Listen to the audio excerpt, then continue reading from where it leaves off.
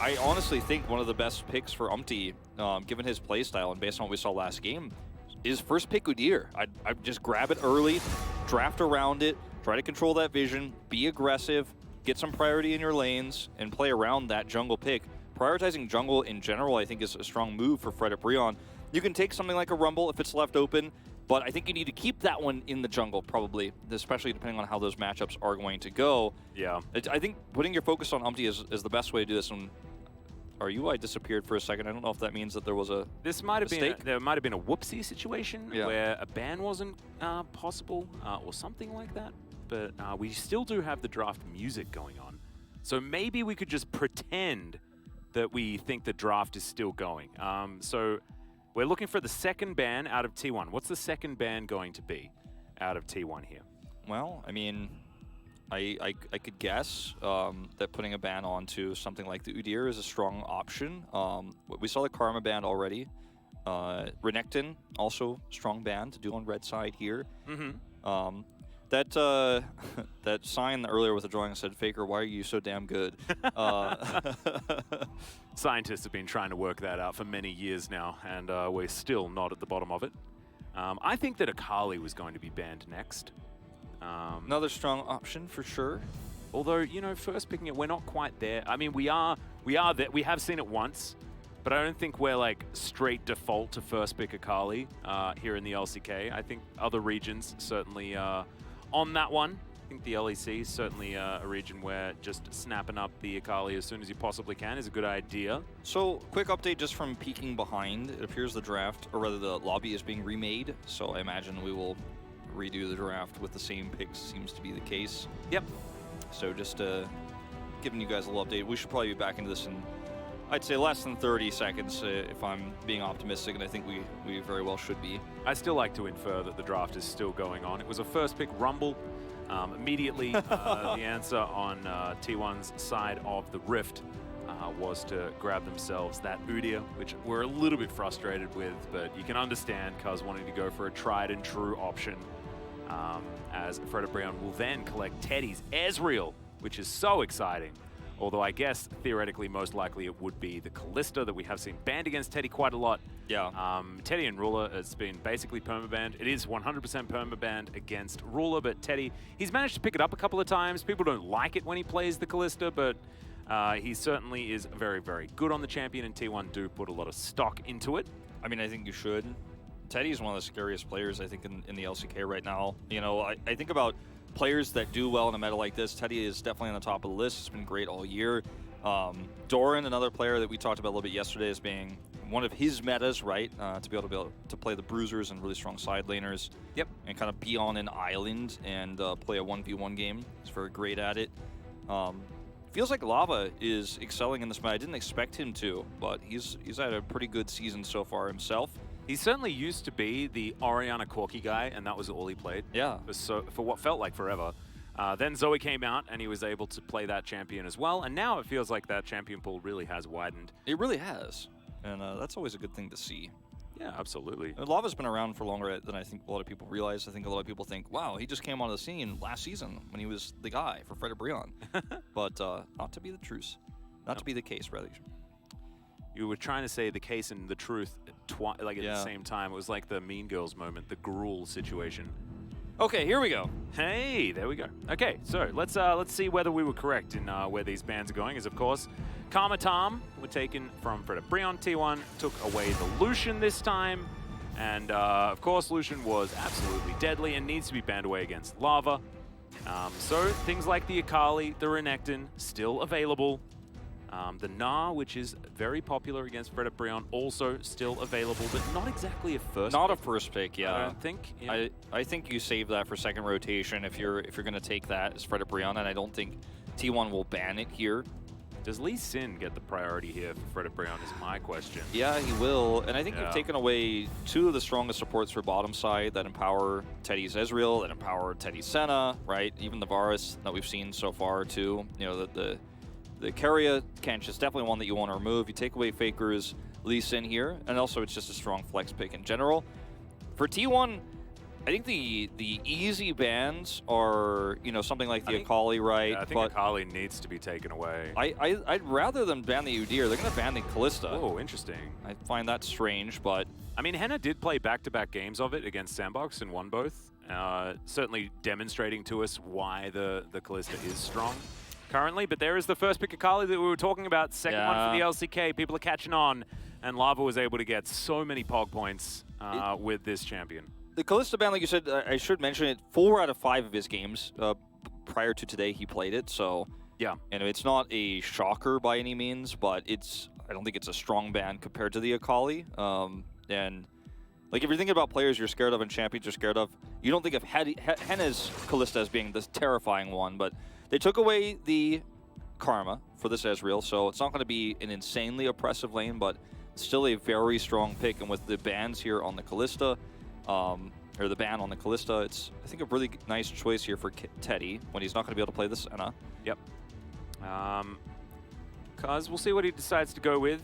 If they're going to follow my script, it's going to be Udyr locked in here, but he can also go towards the Rumble that he has been very, very good at. But instead, it will be Faker's Twisted Fate locked in. This is going to be the answer to the Akali, trying to keep tabs on her. Yeah. Seen this a few times, and it's not exactly the most valuable, especially when the Nocturne can just come in. I don't think it's won so far in this matchup this season. It's been one we've seen attempted a lot because a gold card just kind of locks the Akali down. We've seen this so many times attempted, but it's failed quite a bit. And this is another standard, right? You have the Varus for long-range poke, you have the Nocturne Akali. Really, really strong, high mobile dive style composition here from Fred at Brion. And we've seen this a ton here in the LCK. Like, this is the most common style to take on blue side. T1 already have one answer to this in the Twisted Fate. I think they'll probably ban away the Leona because Solar Flare works so well with this.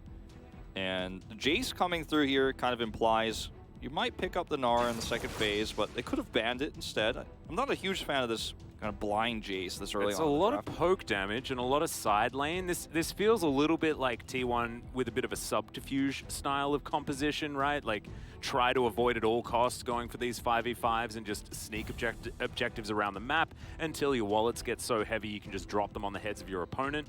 Certainly a way to play the game, and I think one of the more interesting.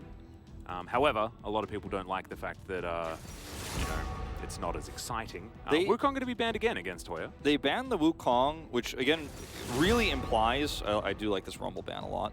I think the Wukong ban implies that they think, okay, this is Nocturne jungle, we are going to have Akali mid, and that top pick is still up in the air.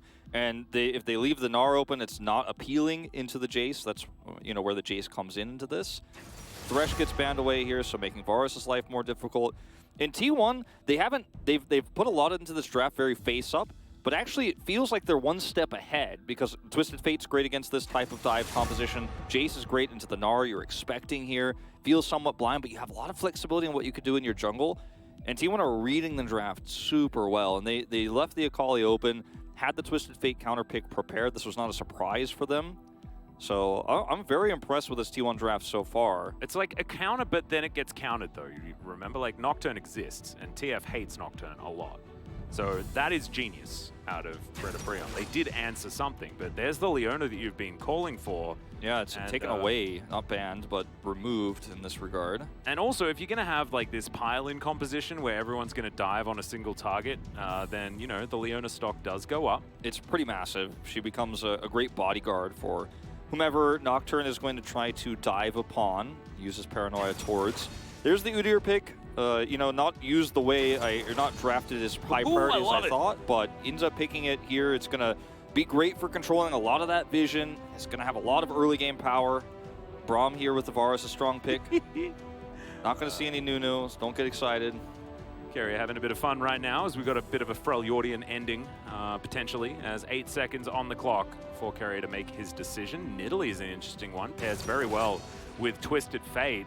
Does mean that T1's composition this time around is geared far more early than what their last one was. You know, I love that they go from this Azir Senna composition to, all right, we're going to play Nidalee, Jace, Twisted Fate, Ezreal, you know? I mean, Ezreal scares a lot more. But definitely their top side of the map is going to be going for things a lot earlier on. And I was considering this, because Hoya's been playing a bit of Akali in solo queue. Often it is the Ignite teleport variety, but we'll see what he goes for this time, as he does have some time to switch if he would like to. The matchup is kind of awkward, Akali into Twisted Fate. It's definitely one I think you're scared of, especially against someone like Faker. And once he gets, some of his items online, you could just get blown up. I feel like the same thing we saw in Game 1 in terms of the jungle flex that we saw late in the draft occurs once again for Fred at Brion. You have two solo laners.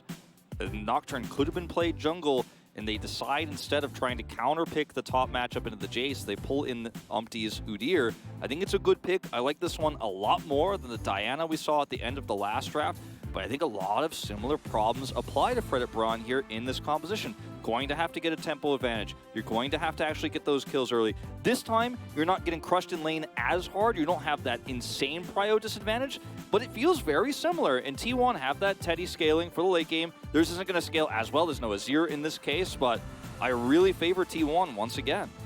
Certainly on the top side of the map, I think that Canna should be able to really run that lane. The late game insurance policy that is the Akali, with how incredibly devastating she becomes, is definitely going to be there, but you do have the lethality Varus, which is certainly geared towards the mid game. But that's where T1 are going to be fighting around as well with this composition. Poke advantage, I would 100% give to T1. So if we are going to have our river rams that we used to talk about, then it will be likely favoring T1 with their shock blasts, their wild cards. It's funny because T1 want to poke at range and stay far away, whereas Fred and Brion want to engage from range, but they want to use their mobility to close that distance. Yeah. So it does end up being a very, very interesting matchup, and how some of these fights go in the mid game are going to give us some hints as to where Fred and Brion's coordination is going to be with this Nocturne. But if last game is anything to go by, we're just not quite there yet, I think, for Fredit. And like you said, Hoya's been playing the Akali quite a bit. He is very highly ranked on solo queue right now, so fingers crossed on that one. It's going to be a very, very hard matchup in the early parts of the game, but certainly can be turned around if Umpty gives some resources. Yep. Going to be one of those things where, if Hoya stays within 15 CS, things are going to be okay, especially moving on forward. As Faker, we can see the win rate on the Twisted Fate has gone down a little bit over the last little while, but still sitting at above 75%, which definitely goes to show just how dominant he is on this pick and has been across the patches and across the years.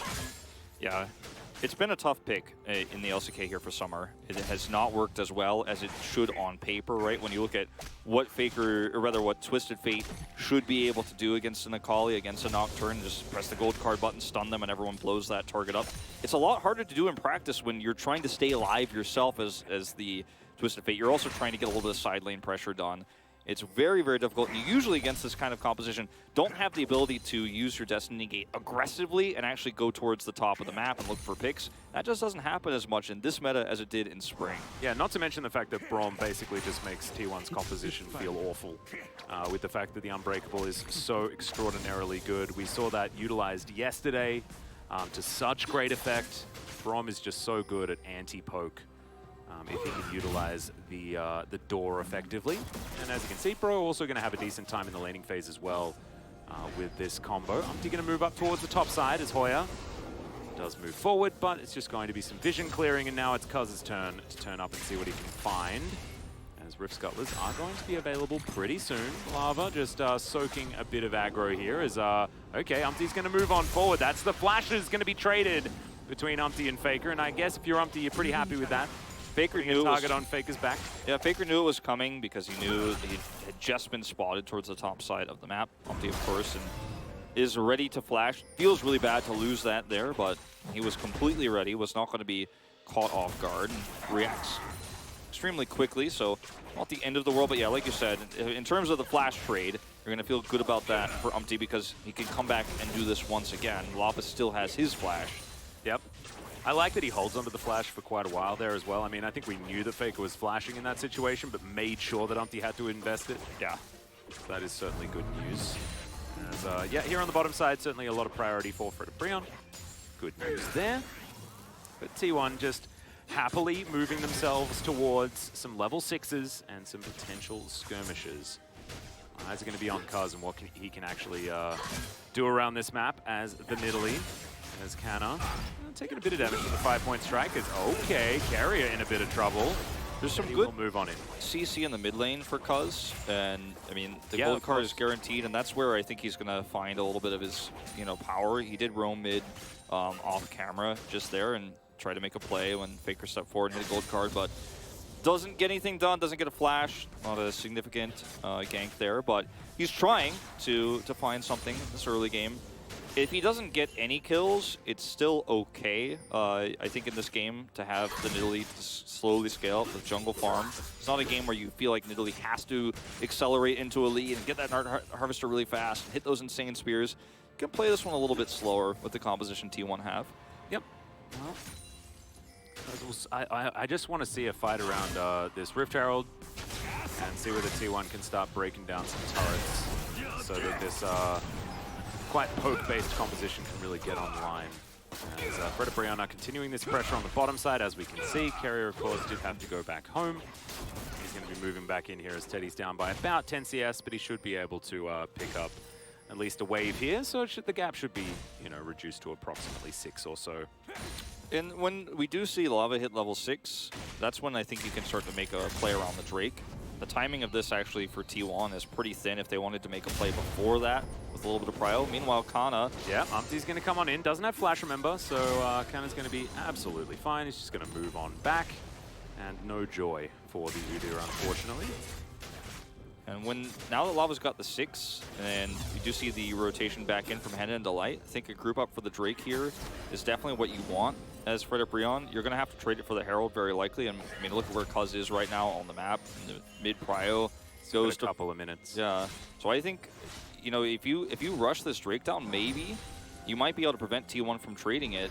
But the window of time is very thin, and they're going to look for a fight instead. Yeah, Carrier taking a bit of damage. The Winter's Bite connects onto Cuz. That's fantastic news. As in goes Faker, the Destiny goes down. The answer is there in the Paranoia, and now Lava's going to pull the trigger. Carrier still in a bit of trouble as Hoya's going to turn it around with the perfect execution. Is it going to be answered as the smite comes through just in the nick of time, and that is going to bait Cuz just enough. Fred Brion 2-0.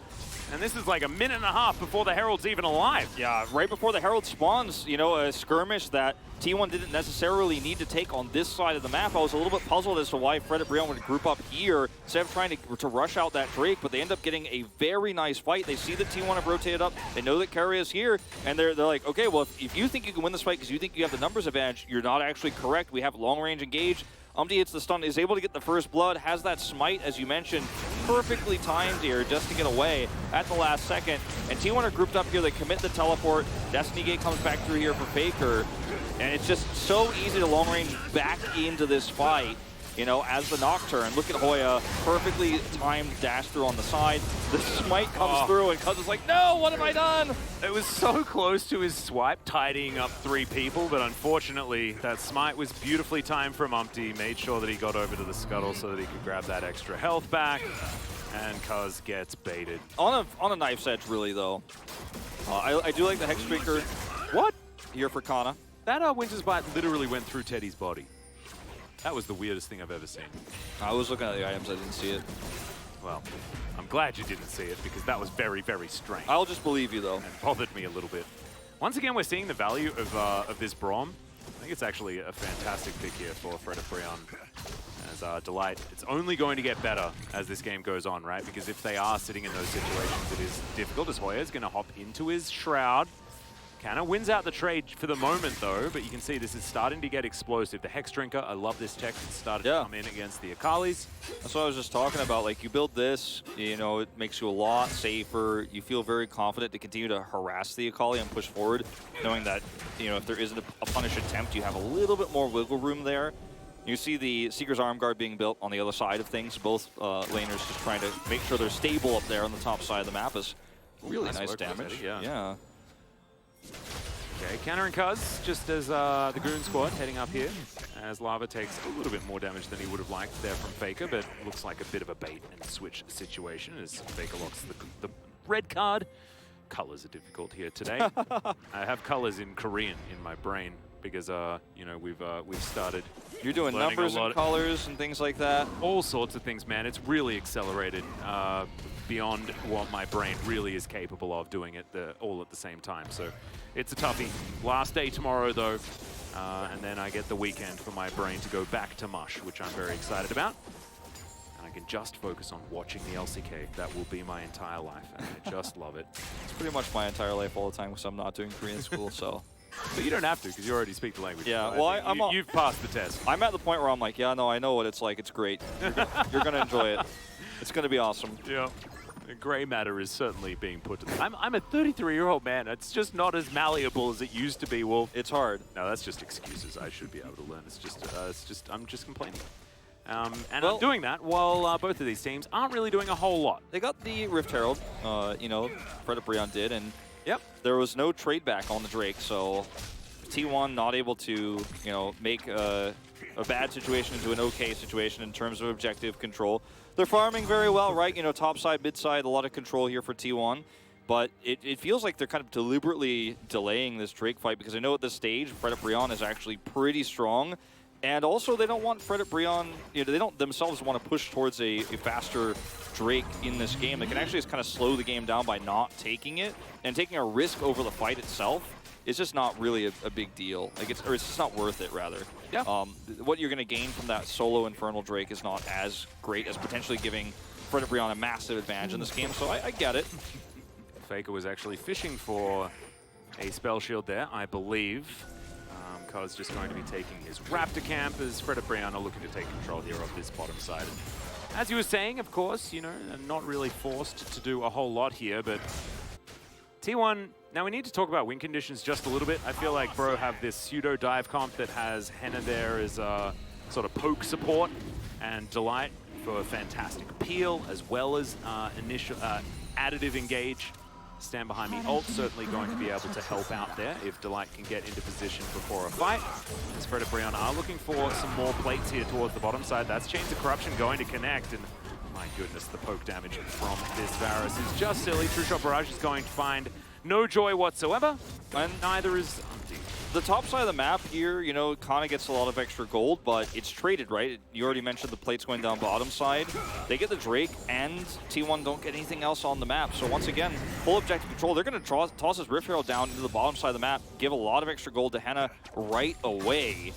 And it feels like Predabrion are kind of right on track as to where they want to be in this early to mid game, where their composition can really overpower a lot of these skirmishes before that Ezreal scaling starts to come online, before he gets safe. Cuz hasn't been able to do anything very aggressive himself. He is up 750 gold. He's just now getting his Night Harvester, but you're not worried about Nidalee starting to explode or anything like that in this game. She's at a fairly stable path. She's ahead in terms of that gold.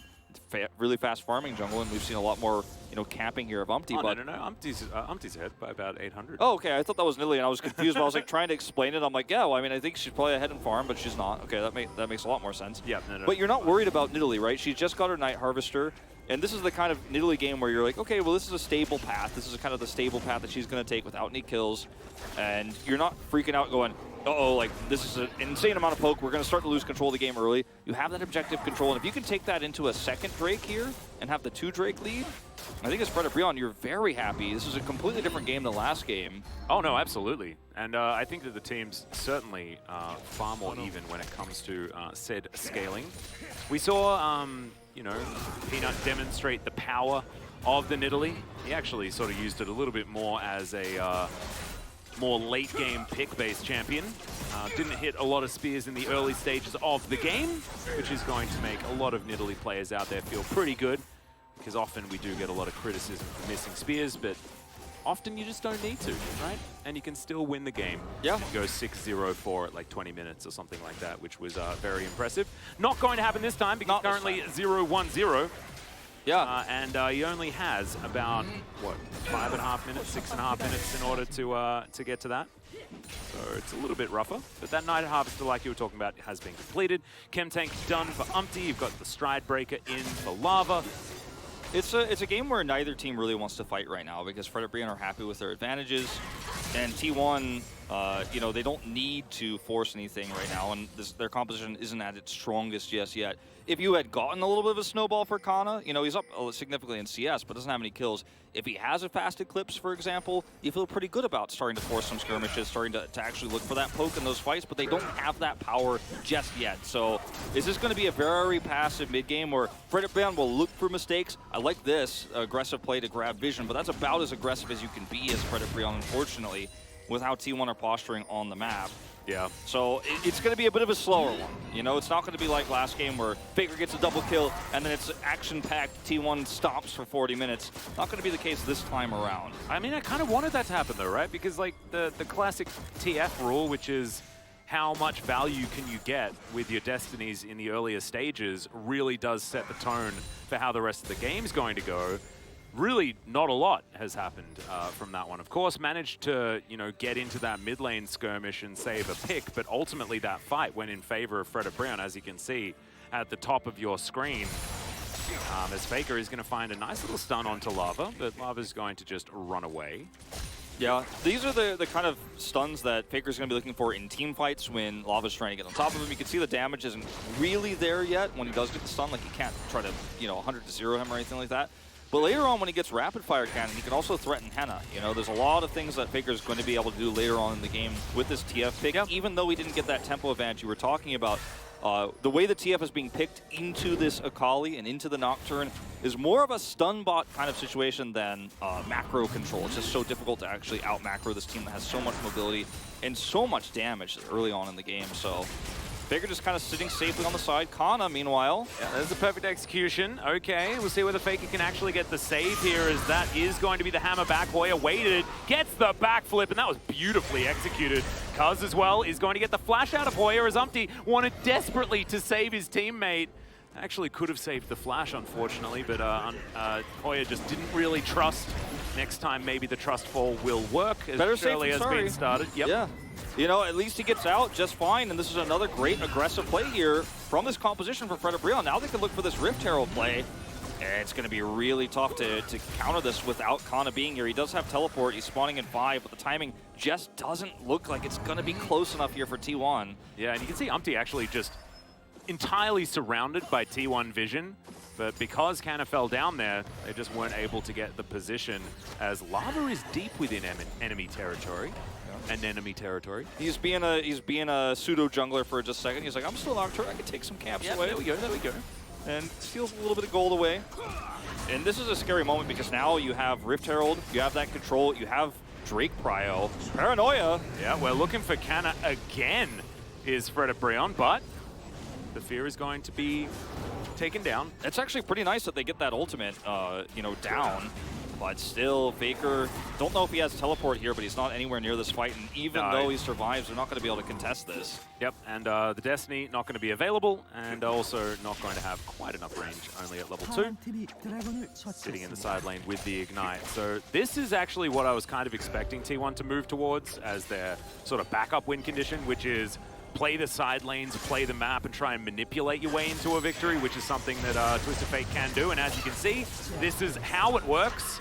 You get the stun down, and then you ask your good old kitty cat to come through and knock down the pin. That was kind of a bit of a bait, too. Faker just kind of stayed here, and it seemed pretty obvious. So we're going to go pretty far back and watch this exchange. The perfect execution does hit, as you say. Umpty's here for the follow-up, but he doesn't actually get to do anything as Hoya gets the full dash through there, under turret. And you can see that he could block the spear, but Flash comes through regardless. So this is the moment where, as Hoya here, you're like, okay, gonna try to make something happen, but it's not gonna happen. Not with Cuz here. He knows he's dead. Tries to get a kill back. Yep, get baited into that exchange, and Kana gonna get a whole turret on the other side of the map meanwhile. And also staying very far ahead when it comes to the farm. He's been sort of parked in a side lane, taking that, as you can see the 1-3-1 well and truly in effect from T1. And Frederick still have an advantage. Now it feels like T1 have refused to play their game, which is actually group up and fight. We'll see whether it is going to work, because of course, like, it is a much more technically difficult way to play the game, is the 1-3-1, and it is, you know, there's a reason why new items are being introduced into the game to make 1-3-1 and split pushing better. Yeah. But it is still something that can work if your macro game is extraordinarily strong and you're able to get yourself to be either relatively close or with a lead. It's very scary to play 1-3-1 into Nocturne Akali because, you know, Nocturne is so mobile and can close the distance onto whoever's in that side lane. But T1 have done it so well, and Faker wasn't alone with that push on the top. They actually got a pick up there. It's very scary when you don't have vision of where the enemy jungler is. So I think Umpty needs to put a lot of focus on clearing a lot of that vision out, getting some wards up if he can. They have, as you can see, put littered wards across the whole top side of the map. T1 has the bottom side kind of Fredit Brion favored, so it's very split right now.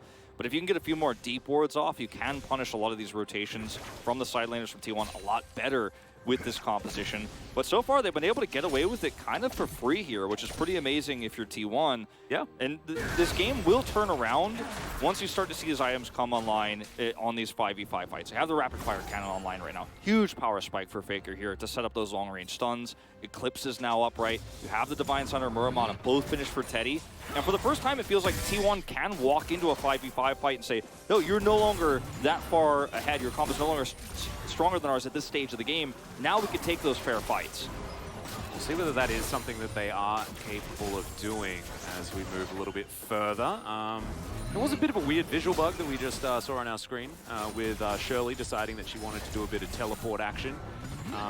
It was either that or we decided to give Shirley some spells, and I'm not entirely sure whether that is the truth or not, as I haven't really looked into the Shirley patch notes just yet, but that is certainly cool information, as Kaz is going to barely miss that spear onto Delight, as now the Destiny comes in, and this is where you need to use them as teleport comes on down, and now the turn is going to be attempted as all of Fredit Brion dive on top of T1. Lava just evaporates though, and they trade it for Carrier, but a 1-for-1 is good news for T1, as now Faker is looking to keep them at arm's length and try and take down these low health targets. Another gold card going to be locked here, but no minions. Yeah, I do like the kite back from Fredit Brion, and the piercing arrows are going to make sure that that T1 aren't going to be able to chase too much further. But it's the trade you want, right? Like you said, for T1 here at this moment, you know, they are able to take the support out, but that's not what you want. You'd rather take out a DPS, so T1 get to push the issue a little bit further.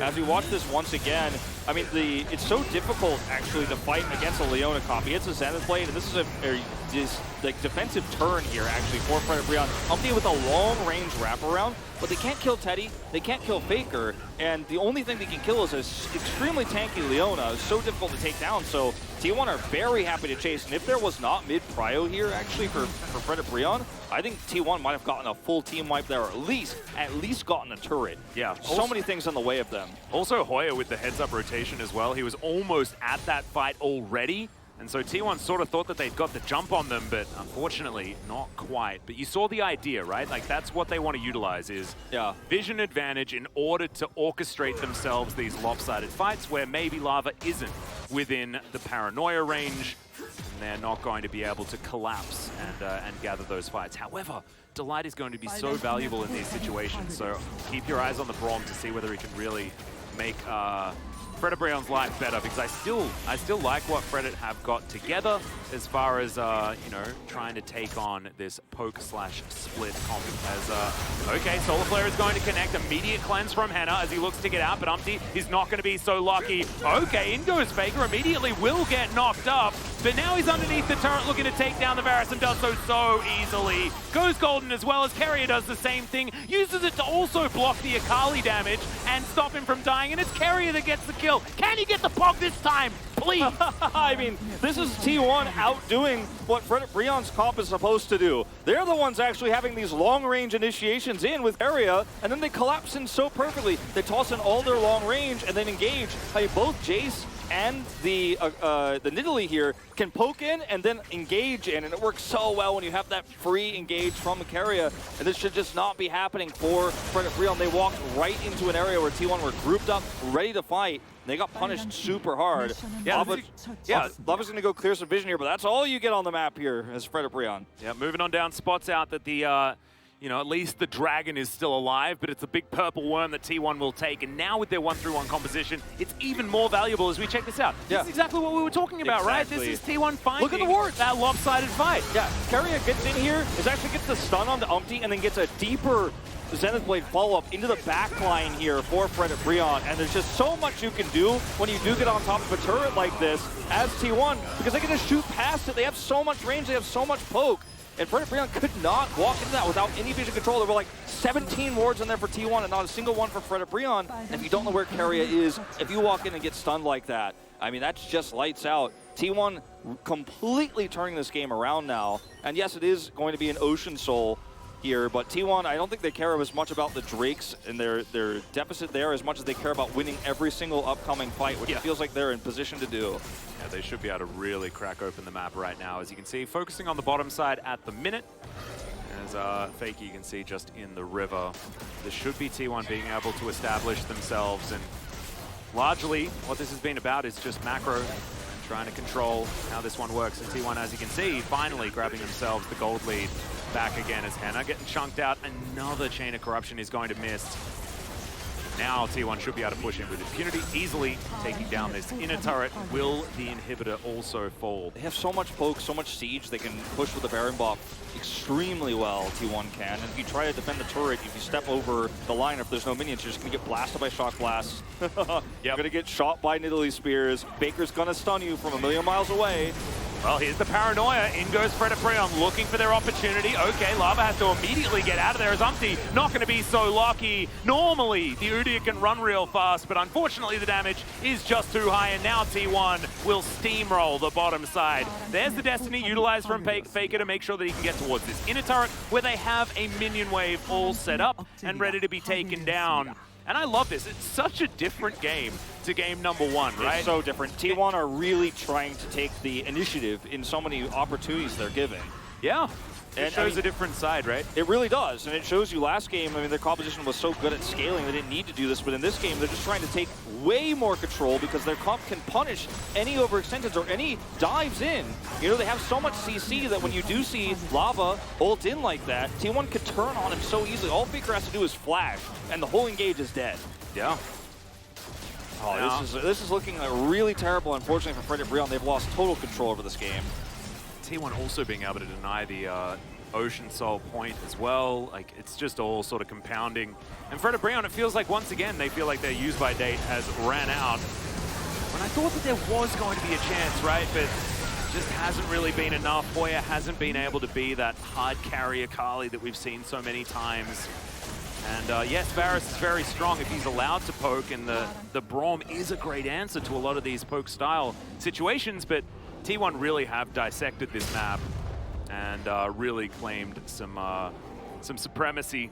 Yeah, I mean, over Fred Breon. Fred Breon's comp now, its win conditions are even harder to pull off than the Diana comp they had last game, unfortunately, because you don't even have a wombo you can set up. You can only delete targets, and when Keria is playing this well, as he always does, you know, how are you going to get the Akali into the backline to kill somebody? Teddy has Cleanse, even if you did somehow set up a stun, even if Umpty is able to have that crazy flank. So how do you catch him? It's not going to happen. Faker has his own CC and Everfrost. Like, you can't pick him very easily, and he's just going to do so much damage. You just blow up before you can actually execute somebody that it just doesn't matter anymore as Fred Breon. He's also got the Zhonya's completed as well. Yeah. Exactly right. 3 items done. It's going to be the Lich Bane. Things are just going to get more and more damaging from here. Who do you kill? I guess maybe you try and kill Teddy, but I don't know about that one, as we've got to fight on multiple fronts. There is the Destiny for safety, as Lava can't arm the Fear in time. Oh, it's just a little bit depressing, isn't it? Still, a scope out exactly where Fred Breon are, and T1 realize that they can just group up and look for this top lane inhibitor turret, but they do run out of minions. So now just going to back away. And is still doing a lot of damage. This guy has somehow like 315 CS at this point in the game. He's still very strong. You could see T1 is almost playing like the half Baron. Okay, in goes Hoya. He's going to disappear into the fog and somewhat make it out, but not going to be enough there as Delight moves the Unbreakable a little bit too far away. T1 were taking a lot of poke, but another Chains of Corruption is going to go wide, and Teddy looks at that as his opportunity to go in. Delight's going to fall. True Shot Barrage mops up the Varus as well. And I think T1 may have just decided that when the minions turn up, it's time to win the game. Yep, I mean, T1, they don't have Baron, but they were acting like they did with that insanely hard push. There's just no way for Fred Brion to punish them if they stay grouped, and they're just going to end this game right now. Not much you can do with this. Nope. Faker's got the gold card armed, doesn't even need it. Once the turret's dead, the Nexus is next. In goes Carrier one more time. The Nexus turret is going to be taken down. Nexus will surely follow as T1 now just having a good time on the enemy fountain. It's a pretty comfortable 2-0 here and a good turnaround after T1 were dispatched by Damwon Kia. Really good look for them, and I like the fact that they did vary up the win conditions. The